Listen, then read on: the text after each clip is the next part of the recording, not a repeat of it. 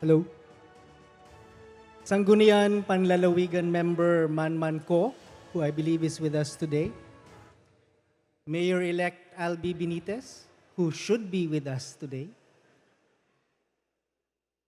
Mayor Marvin Malacon, Mayor Jerry Rojas, Mayor Mark Goles, Mayor Neil Lizares, Mayor-elect Javi Benitez, our vice mayors, councilors, tanan-tanan mga punong barangay, chiefs of police, directors of higher education institutions, school division supervisors, local government officials, employees, our partners in governance, in non-government organizations, friends, fellow stewards of the development of the 3rd District, mayong hapon sa inyo tanan. I would first like to thank the organizers who put this together. 80% of this was a surprise. And to the performers who have come from all over the 3rd District, to the councilors of Silay and the Vice Mayor of Silay. Today is not a celebration of me. Today is a celebration of us as a 3rd District. Today, we celebrate new beginnings. Today, we launch our new term, and we welcome new opportunities. The last 2 years have tested the resilience of the Filipino people. We have faced an unprecedented global health emergency, an economic recession, in many places, fairly divisive election, and the ripple effects of international crises such as wars, an ongoing environmental crisis, and a pending global recession.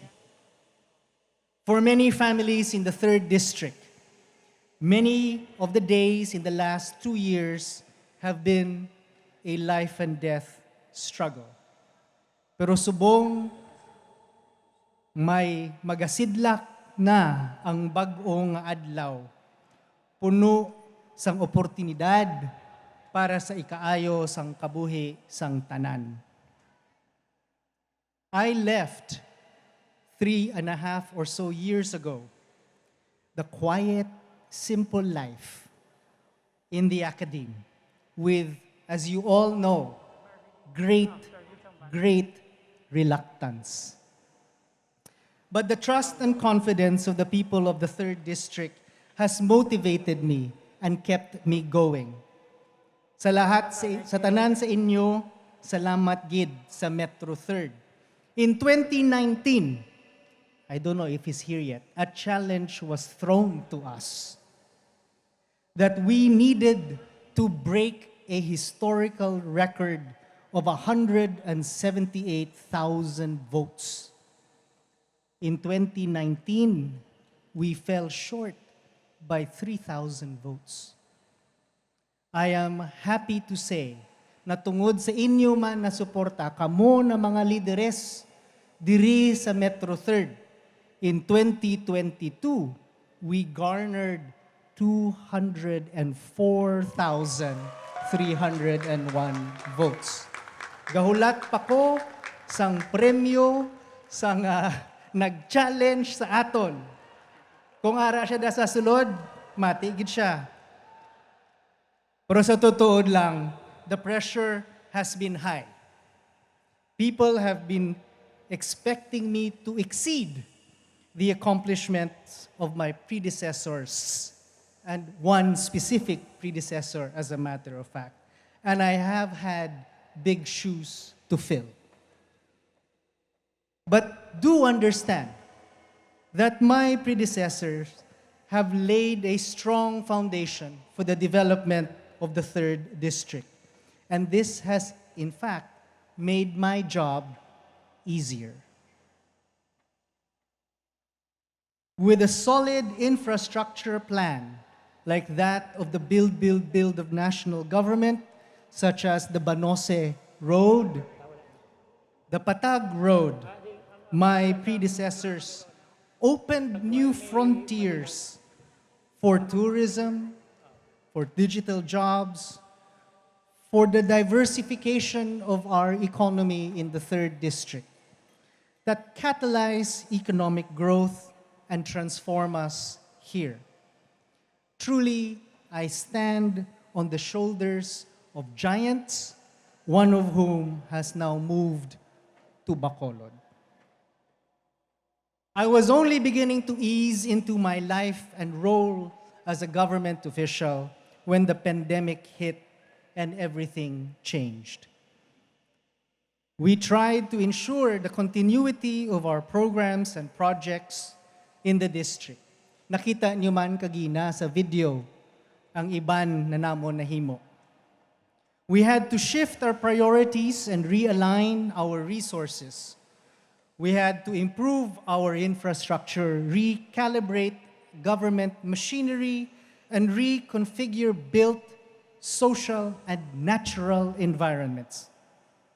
It has become more urgent that while we still need to construct new roads to continue the plans from the past, we also need to continue to enhance our local health system capacity to address future disease outbreaks and build new telco towers, install fiber optic cables to connect schools and communities to the internet to enable distance learning and remote work.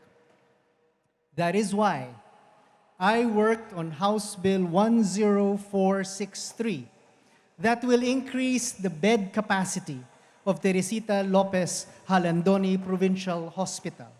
I am happy to share with you that through the help of Senator Go, the Senate has adopted the bill before the 18th Congress adjourned. The bill is now in Malacanang awaiting the President's signature. Lapit na lang gid, Doc Maestral, ang ako na utang sa inyo ni Attorney Diaz. Not only the provincial hospital, but we are also mobilizing resources to build or improve more barangay health centers and city health offices. It has also become essential to provide opportunities for our citizens to build sustainable livelihood and skills so they can survive the current and future economic shocks and compete in a changing job market. Here we have tapped and coordinated with DSWD and TESDA for skills training and additional capital for micro enterprises. We need greater investments and meaningful reforms to ensure inclusive, resilient, and sustainable green development. To facilitate this, I ask all of you stakeholders and leaders of Metro Third to help us adopt a new paradigm and to frame and exercise our understanding to reshape our world. We need new pathways of development that put the basic needs and the interests of the individual at the center of a dynamic interaction between social, cultural, economic, and ecological forces from the global scale to the local level. That is why I filed several measures in Congress introducing sustainable solutions to these development pressures. In line with Governor Lacson and then Provincial Economic Development Consultant, now presumptive Mayor of Bacolod, Albi Benitez, to leverage the digital economy as part and parcel of the province's recovery plan, I filed House Bill number 6874, which aims to accelerate the digital transformation of our economy, bureaucracy, and education system. This bill harmonizes the fragmented ICT policies and programs and provides for a framework for digital reskilling of our labor force. I also called for a bigger budget for the DICT through House Resolution 1203 and funding for a national broadband plan that outlines a nationwide fiber optic cable network through House Resolution 1253. I chaired the technical working group that crafted House Bill number 11098 that seeks to establish ICT hubs in every local government unit.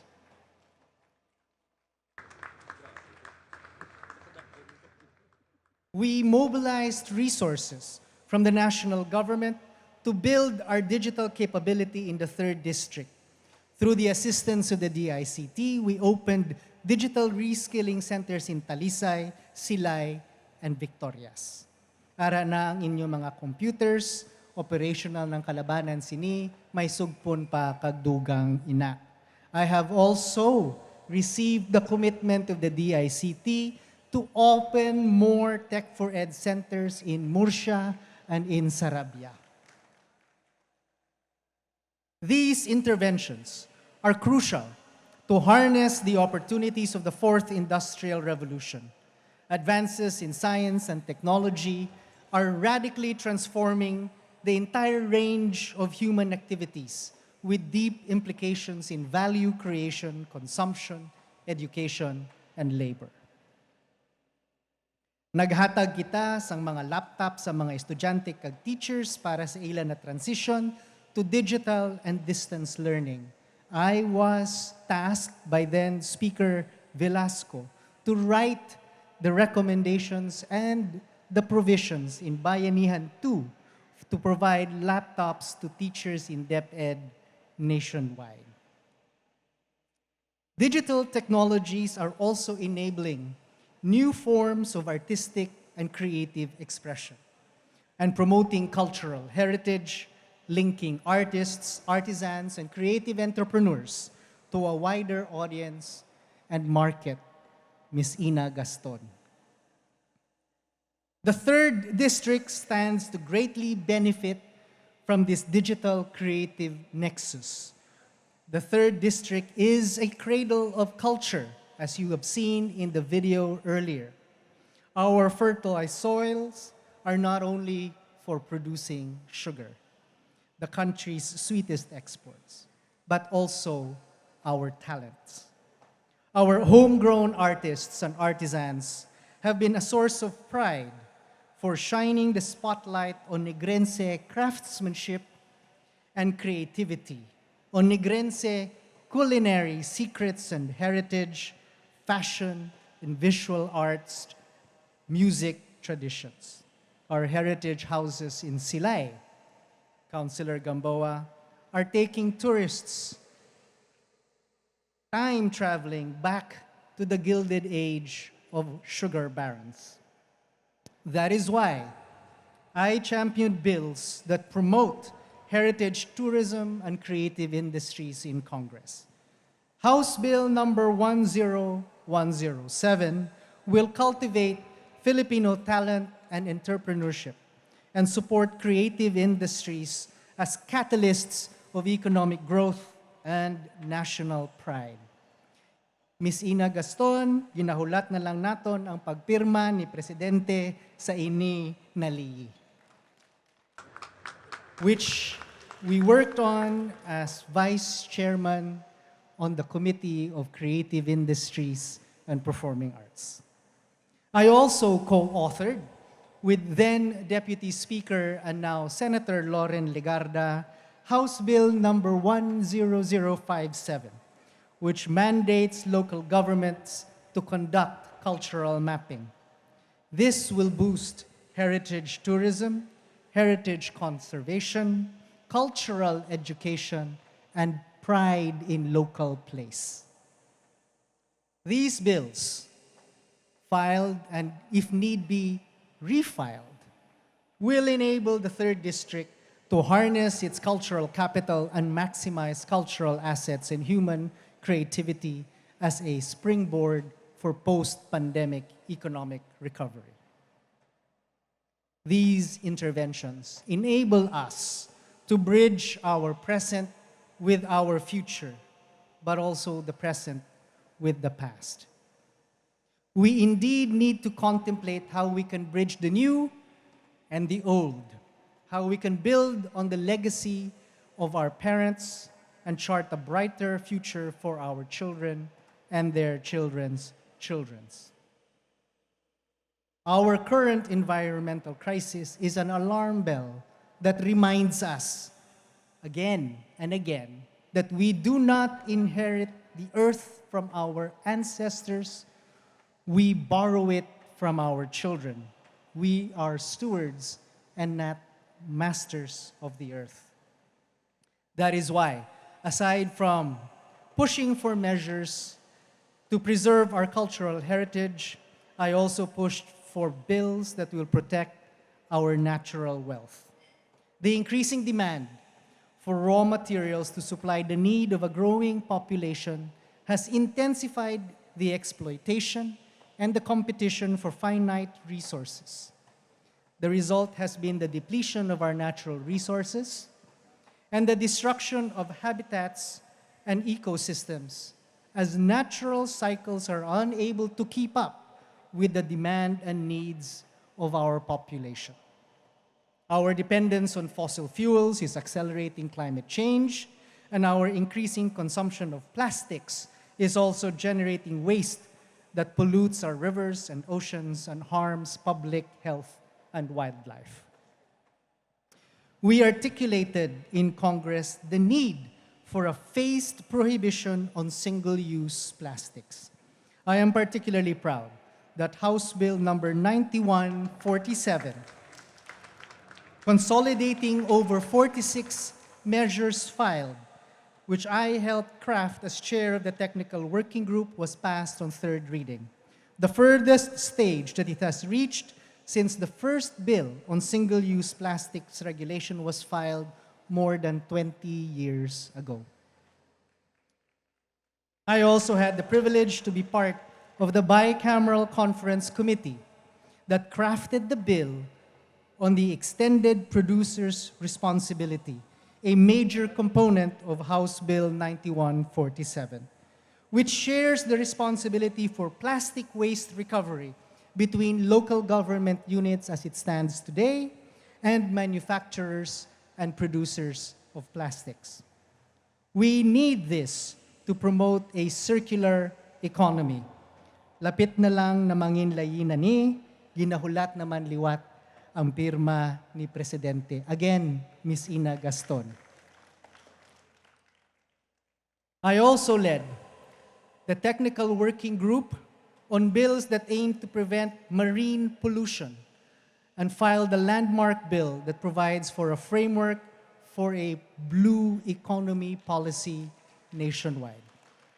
House Bill number 10479 calls for sustainable practices that will protect our marine wealth and our marine and maritime heritage. Our marine and coastal resources are increasingly depleted with overexploitation and damage by pollution. Here in the district, we partnered with FishRight, a USAID-funded program, and convened an inter-LGU council to promote sustainable fishing, enforce laws and regulations to prevent illegal, unreported, unregulated fishing, and protect marine and coastal ecosystems. I also co-authored, again with Deputy Speaker, now Senator Loren Legarda, House Bill number 9181 that will establish a natural capital accounting system that directs NEDA and the PSA to measure the economic value of our natural resources and ecosystems and account for our dependence on them and the cost that they must bear for our development. We need to determine the value of our natural assets in order to understand how high the cost is when we allow for its destruction. I intend to refile the counter bill in the House now that Deputy Speaker Ligarda moves to the Senate. We have already discussed how we must push for these advocacies. These bills, filed in Congress of the 18th Congress, stress the need to balance the imperatives of economy and ecology.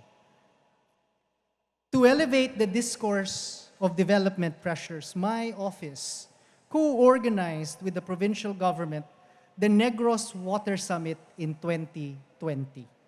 Initially, the summit was designed to be a discussion limited to water issues in the Metro Third.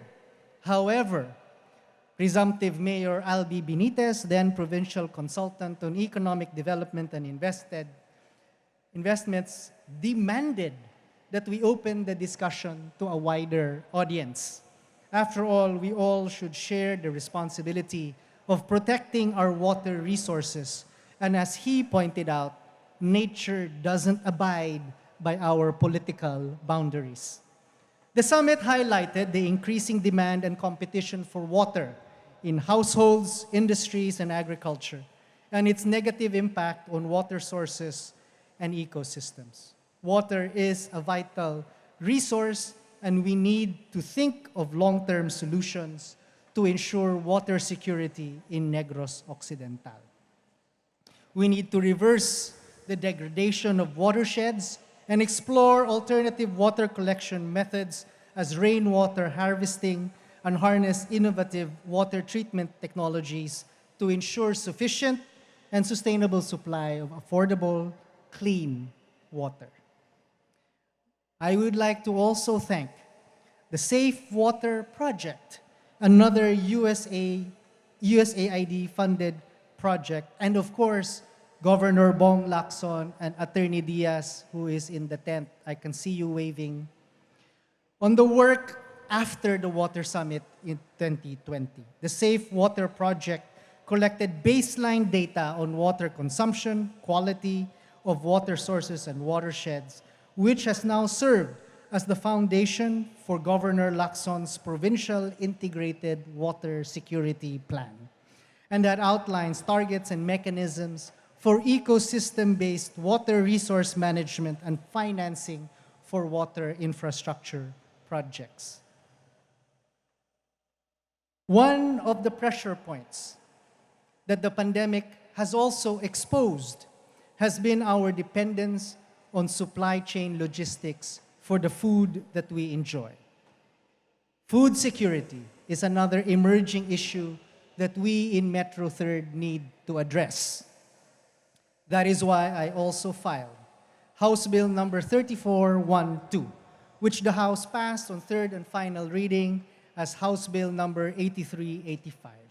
This bill mandates the development of family farms, community gardens, and food forests in urban areas utilizing aquaponics, solar power technology, and guided by agroecological principles.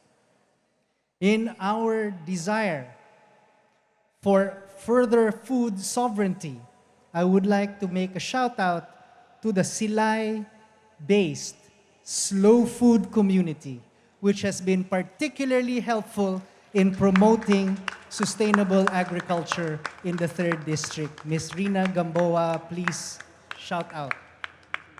They are showing how growing crops can be adapted to natural flows, environmental processes, and biogeochemical cycles. They are leading the shift from fast, instant food, from junk food to healthy meals, prepared using fresh and organic food ingredients, traditional recipes, and cooking techniques with as local a source as possible. I also pushed for the establishment of a marine hatchery in Talisay to ensure sustainable supply for mariculture and aquaculture farms, to help us make blue crab fishing in Sarabia sustainable in the long run. This will not only support food security, but also food tourism and push for food sovereignty beyond food sufficiency and security.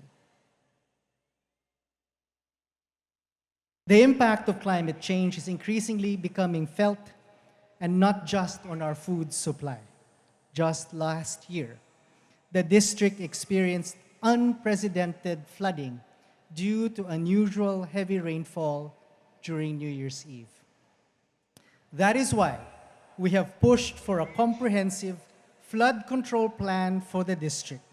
Already, we have mobilized 2.8 billion pesos for flood control projects in the district. We will need more, since the Office of Civil Defense that we consulted has identified over 7 billion pesos of infrastructure need in the district for flood control and risk mitigation. What is clear, though, is that we need to invest not only in physical infrastructure for sustainable development, infrastructure that facilitate the efficient flow of resources, but also in the infrastructure that catalyze the flow of ideas and deepen the values of stewardship and sustainability. And for this, education is the key. We have to teach children not only how to read and write, not only what to think, but how to think.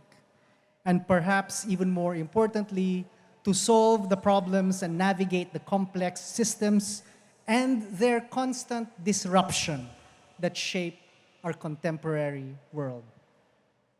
International tests assessment of the Philippines has shown the educational crisis is here even before the pandemic struck.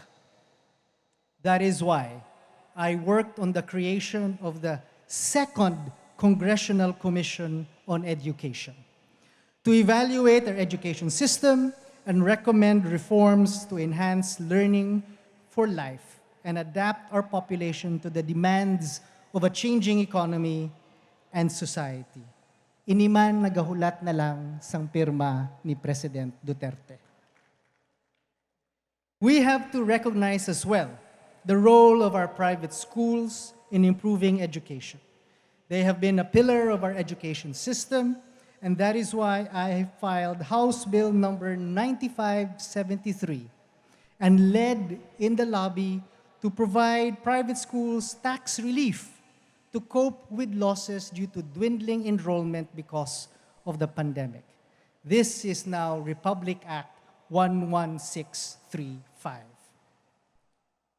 We need learning that is lifelong. Learning not only develops mastery of facts, but traces the deep contours of our minds to create and to innovate. We need to provide holistic education for everyone, learning that will enable individuals to explore and express identities between self and community, learning that cultivates meaning and provides for social development. To support lifelong learning, I filed House Bill number 6749 to establish community learning centers equipped with internet connection and digital devices. This has been integrated into House Bill number 9004 that the House has passed on third and final reading. Already, we have built multi-purpose facilities that can host learning activities and assemblies that will deepen our civic life. From 2019 to this year, we have funded the construction or rehabilitation of 94 such buildings around the district.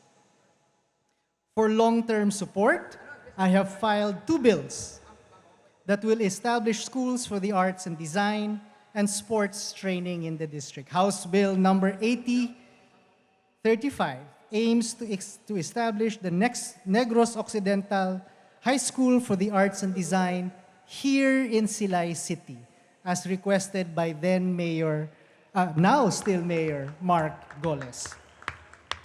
While House Bill number 8035 seeks to establish the Negros Occidental High School for Sports in EB Magalona as requested by Mayor Marvin Malacon.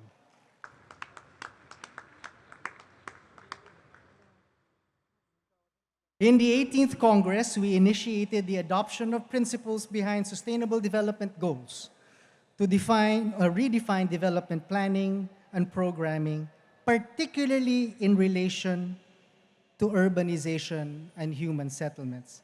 Being Councilor Bernardo, the chair on the House Committee of Housing and Urban Development, I filed House Bill number 3891 to highlight the human and ecological dimension of urban design. We need urban renewal that reconfigures urban neighborhoods to become what urban planner David Sim calls the soft city.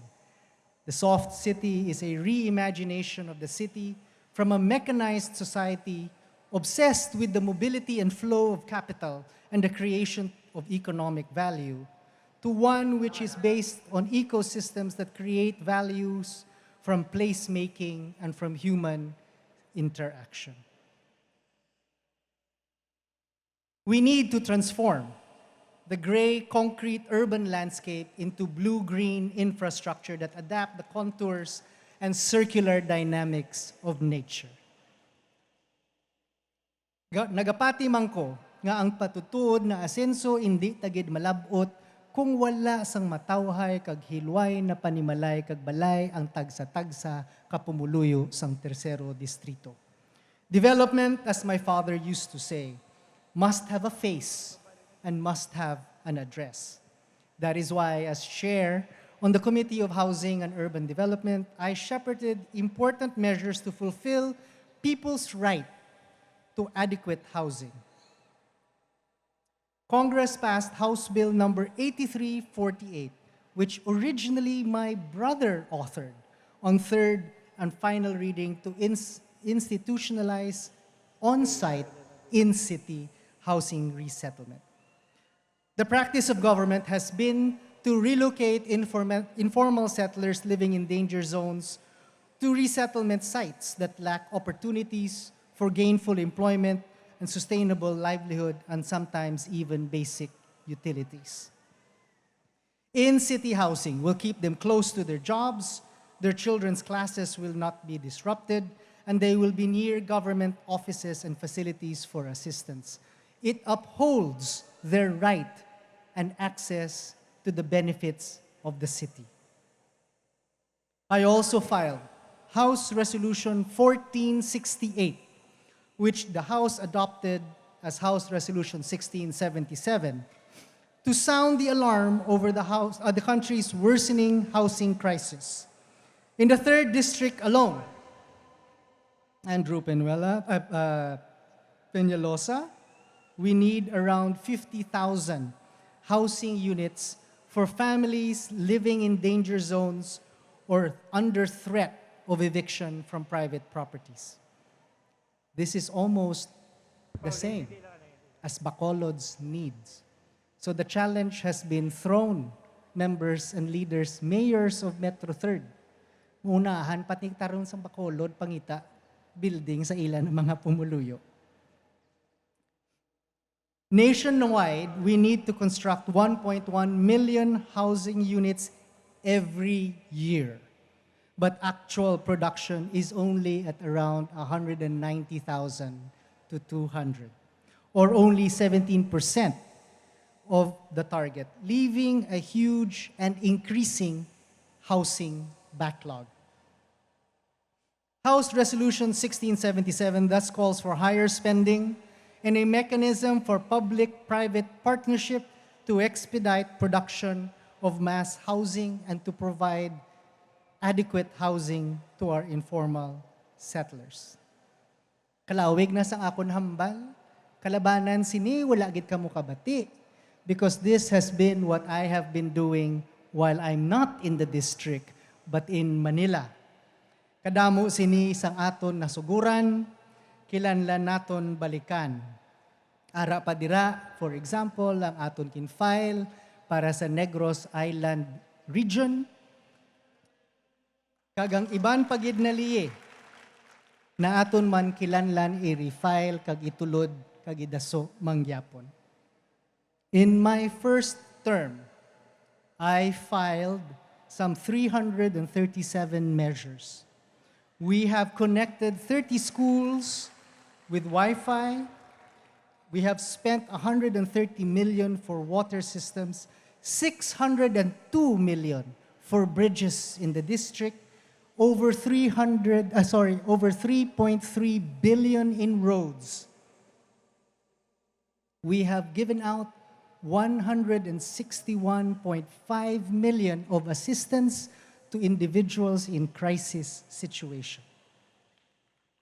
Ang aton handom mabuligan kag mabatyagan sang tanan ang asenso sang Metro 3rd. Achieving this requires all of you. We still need to ensure efficient and equitable access to quality education, public health, public infrastructure to enhance human capital and human resilience to adapt to disruptions and global transformations. We need to harness the full range of human potential that comes from curiosity and creativity to foster the development that does not disrupt natural cycles of replenishment and renewal and processes, and development that must promote human dignity, development that brings security and comfort to us all. Kung hindi ta na mahimo, hindi pa ta kasiling na nabatsyagan na sang tanan na pumuluyo sang Metro 3rd, sang tagsa-tagsa kapanimalay sa silay ang tutuod na asenso.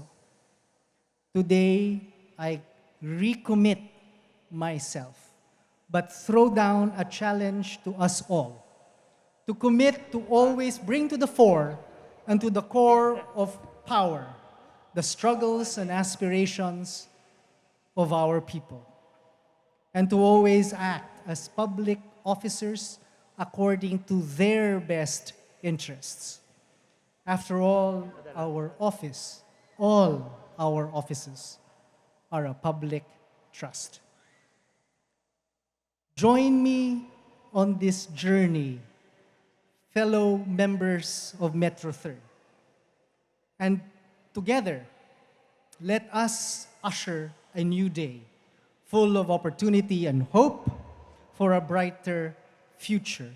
Kaysa tutuod lang gid puno sang kasanag ang Kauswagan. Padayon ang asenso sang tagsa-tagsa kapanimalay. Padayon ang asenso sa distrito. Padayon ang abanse sang Negrense. Madamo gid na salamat sa inyo tanan. Madamo salamat sa inyo na hamili na suporta. And I will continue to work and make sure na sa 19th Congress hindi mahuyan ang 3rd District sang Negros Occidental.